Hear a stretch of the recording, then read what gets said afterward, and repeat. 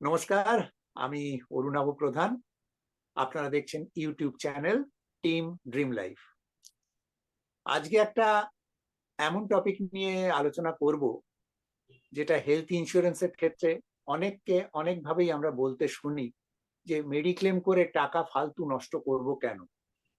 কারণ অনেকেরই একটা ধারণা রয়েছে যে আমি তো মোটামুটি ভালোই আছি, আমার তো কাজে লাগে না, তো ওই টাকাটা তো ওয়েস্টেজ হবে, তার থেকে বরং আমি কোথাও জমিয়ে রাখি, তখন যখন দরকার হবে আমি হসপিটালকে টাকা দিয়ে দেবো।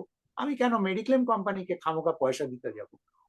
এটা কতটা ঠিক, কতটা ভুল, বা এর কি কি আর আঙ্গিক আছে, সেগুলো জানবো আমরা ড্রিম লাইফ অ্যাডভাইজারির কর্ণধার শ্রী শুভ্রকান্তি দাসের কাছ থেকে। শুভ্র, নমস্কার। নমস্কার। হ্যাঁ, খুব তো প্রাসঙ্গিক একটা তোমার প্রশ্ন, যেটা অনেক কাস্টমার বা আমাদের অনেক পরিচিত লোকই করে থাকে। তো এটা অ্যাকচুয়ালি মানে উম একদম জেনারেল একটা লোকের কথা, যে আমি টাকা দিয়ে যাচ্ছি, আমার ক্লেম হচ্ছে না, টাকাটা ফরফিট হয়ে যাচ্ছে। তো ফালতু তার থেকে আমি কেন তার একটা সেভিংস বা এফডি করে রাখি, আমার পরে লাগলে আমি তুলে খরচা করব। তো কেন প্রয়োজন না? দেখো, আমি ১ম এ একটা বলি, আমাদের ইন্সুরেন্স একটা প্রবাবিলিটি। আমাদের যেটা হয়, এটা একটা প্রবাবিলিটি, মানে সম্ভাবনার উপরে একটা অঙ্ক, এটা হয়। এবার আমাদের ইন্সুরেন্সের দুটো ওয়ার্ড আছে, টার্মিনোলজি। একটা হচ্ছে রিস্ক রিটেনশন, একটা হচ্ছে রিস্ক ট্রান্সফার। ঠিক আছে? রিস্ক রিটেনশন, রিস্ক ট্রান্সফারের ফিলোসফিটা কি? রিস্ক রিটেনশন মানে হচ্ছে আমি আমার রিস্কটা আমার কাছে ধরে রেখে দিলাম, যে আমি আমার কাছে রিস্কটা থাক, আই ক্যান অ্যাফোর্ড দ্যাট। ঠিক আছে? আর রিস্ক ট্রান্সফার মানে আমি রিস্কটা আমার কাছে ধরে রাখছি না, আমি অন্যকে দিয়ে দিচ্ছি। ঠিক আছে? লজিক কি বলছে? রিস্ক যেটাই রিটেন করো, যেটা তুমি অ্যাফোর্ড করতে পারো। তোমার বাজেটে যেটা আছে সেটা তুমি রিটেন করতে পারো। যেটা তোমার বাজেটে নেই, সেটাকে তুমি ট্রান্সফার করতে পারো। তুমি সাপোজ আমি এক্সাম্পল দিয়ে বলছি, ধরো তুমি ৳১,০০,০০০ রিস্ক নিতে পারো, কারণ এটা তুমি তোমার সেভিংস বা তোমার এফডি থেকে ভাঙিয়ে দিতে পারবে। তাহলে এটা তুমি রিটেন করতে পারো। কিন্তু যদি এই রিস্কটা ৫০,০০,০০০ এর হয়, তখন কিন্তু তোমার কাছে সেই ৫০,০০,০০০ এর অ্যারেঞ্জমেন্ট নেই। অতএব সেই ৫০,০০,০০০ তোমাকে অন্য জায়গায় দিয়ে দিতে হবে, যাতে যদি কোনো সেরকম ঘটনা ঘটে, সেই ৫০,০০,০০০ সেখান থেকে তুমি পেতে পারো। এটাকে বলে রিস্ক ট্রান্সফার। শুধু এলআইসি নয়, যতগুলো ইন্স্যুরেন্স কোম্পানি ভারতবর্ষে কাজ করে, প্রত্যেকে এই ফিলোসফির উপরে কাজ করে, রিস্ক ট্রান্সফার। মানে যারা এই ভিডিওটা দেখছেন, আমি তাদের সাথে বলছি, কাস্টমার বা প্রত্যেকটা ইন্স্যুরেন্স কোম্পানির কিন্তু লাইফ এবং জেনারেল ইন্স্যুরেন্স কোম্পানিতে রি ইন্সুরার আছে। রি-ইন্সুরার হচ্ছে আমাদের এমন একটা কোম্পানি, যেখানেতে যা আমাদের রিস্ক হয় সেটাকে, সেই টাকাটাকে, যেমন আমি লাইফ ইন্সুরেন্স এর ক্ষেত্রে বলছি, সুইসারি বা এরকম কিছু ফরেনের কোম্পানি আছে বিদেশে, যারা করে কি, যত যে প্রত্যেক বছরে এলআইসি যত তার দিচ্ছে, রিস্ক নিচ্ছে, একটা বড় টাকা সেই রিস্কের পার্টটা ওদেরকে ট্রান্সফার করে রাখছে। যদি কোনো ফিউচারে ক্লেম হয়, সুইসারি থেকে সেই ক্লেম অ্যামাউন্ট নিয়ে সে কাস্টমারকে পে করবে। তার মানে এলআইসিও তার নিজের রিস্কটাকে ট্রান্সফার করে রাখছে ফিউচার প্রোটেকশনের জন্য, তার ফান্ডিং এর জন্য। এবার একটা হিউম্যান বিং এর ক্ষেত্রে আমরা যদি দেখে নিই, is a matter of probability. কখন মানুষের লাইফে কি আসবে, কখন কি আসবে, কেউ জানে না। আজকের দিনে দাঁড়িয়ে মানুষের ক্ষেত্রে যত আমাদের লাইফস্টাইল চেঞ্জ হচ্ছে, আমরা যে ধরনের ফাস্ট ফুডে হ্যাবিট করছি বা করছি, আজকের দিনে দাঁড়িয়ে কখন লাইফে কার কখন কি সমস্যা হবে আমরা জানি না। এবার এখানে ক্ষেত্রে সবচেয়ে বড় সমস্যা হচ্ছে যে, আমার ক্ষেত্রে আজকে যদি দেখে নিই, মেডিকেল ইনফ্লেশন 15%, প্রত্যেক বছরে 15% করে বাড়ছে। আজকের দিনে দাঁড়িয়ে একটা ক্রিটিক্যাল ইলনেস, যদি আমার জ্বর, সর্দি, কাশি, আমি যেটা বললাম, এই রিস্কটা আমি নিতে পারি। কিন্তু যদি আজকে সাপোজ এরকম একটা ঘটনা ঘটলো, এটা কারোর হাতে নেই, একটা অ্যাক্সিডেন্ট ঘটলো, আমার নিজের ক্ষেত্রেই হয়েছে। আমার যে ক্লায়েন্টের ছেলে, 26 বছরের ছেলে, নিউ টাউন থেকে বাস থেকে নামছিল, পেছন থেকে একটা বাসে করে অ্যাক্সিডেন্ট হয়ে চলে গেল। তাকে অ্যাপোলো হসপিটালে ভর্তি করা হলো। ১.৫ মাস ভর্তি ছিল, ৬ খানা সার্জারি হয়েছে, ২২ লাখ টাকা খরচা হয়েছে। তার ইন্স্যুরেন্স থেকে ১০ লাখ টাকা পেয়েছে। তার ফ্যামিলি, বাবা-মা দুজনেই টিচার। তারা নিজেদের ফান্ড ছিল বলে দ্যাট ক্যান বি তারা এফোর্ড করেছে টাকাটা। ছেলেটা এখন একটু সুস্থ আছে, এবং এটা ঘটনাটা বলছি প্রায় ২ বছর হয়ে গেছে। একটা আমার রিসেন্ট একটা ঘটনা বলছি। আমাদের আরেকজন ক্লায়েন্ট আছে, আমি তার নাম বলছি না। তার মেয়ে মাত্র ১৬ বছর বয়স। হঠাৎ করে তার ধরা পড়ল, তাকে ডাক্তার রেফার করলো যে লিভার ট্রান্সফার করতে হবে। তাকে হায়দ্রাবাদে, তারপরে ব্যাঙ্গালোরে নিয়ে যাওয়া হলো। তার টোটাল খরচা ছিল ৩২ লক্ষ টাকা। আমাদের ইন্স্যুরেন্স কোম্পানি থেকে প্রায় ২২ লক্ষ টাকা তাকে দেয়া হয়েছে, এবং তার অফিসের একটা পলিসি ছিল, সেখান থেকেও প্রায় ৬ থেকে ৭ লক্ষ টাকা পাওয়া গেছে, এবং কিছু টাকা নিজেকে পকেট থেকে দেওয়ার পরেও মেয়েটিকে বাঁচানো যায়নি, ১৬ বছরের একটা মেয়ে।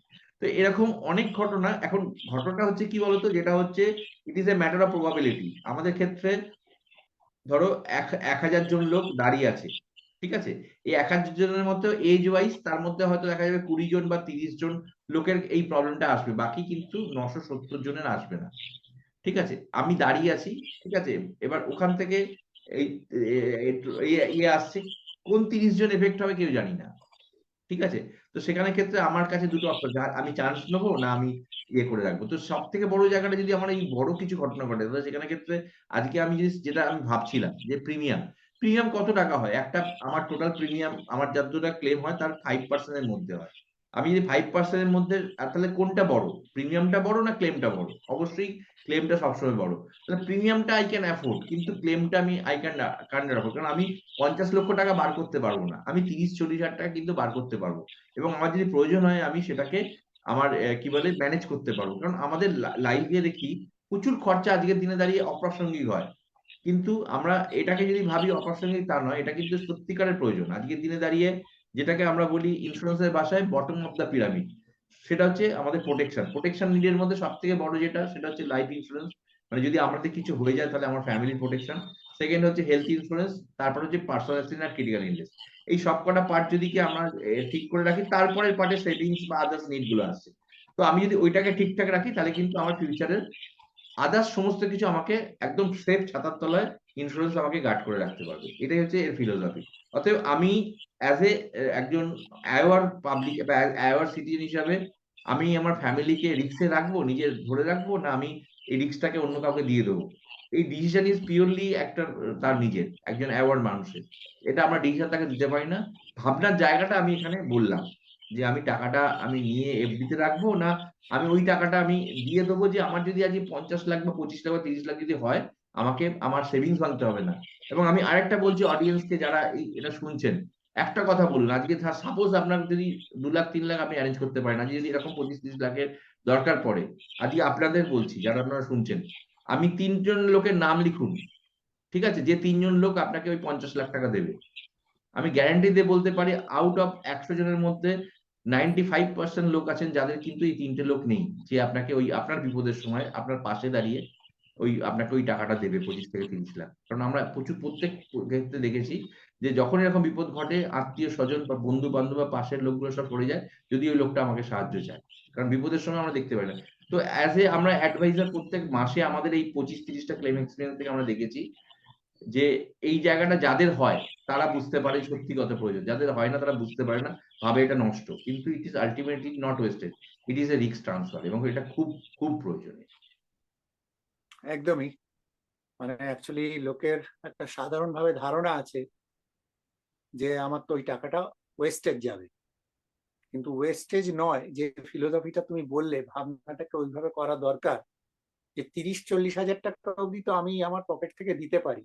তা যদি ধরে নিই আমার যেন প্রত্যেক বছরে মেডিকেলের জন্য 30-40 হাজার টাকা খরচা হচ্ছে, তাহলে হয়তো তার 20 থেকে 25 গুণ টাকার যদি ক্লেম কখনো এসে যায়, তখন আমরা নিশ্চিন্তে বুকে বল নিয়ে এগিয়ে যাব। মানে ইন্স্যুরেন্স আমাদের বুকে বলটা আনতে সাহায্য করে, তাই না? একদমই তাই।